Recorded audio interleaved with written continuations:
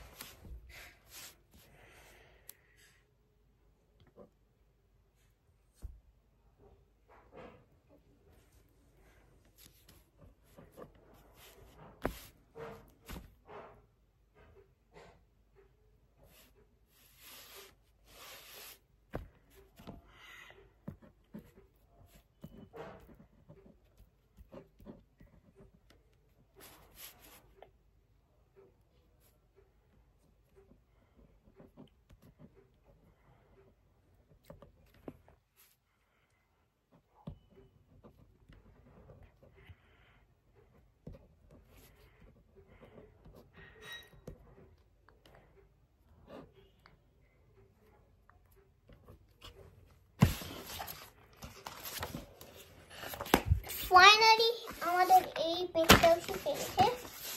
এখন আমরা গেলাম আরেকটা পেজে। তার আগে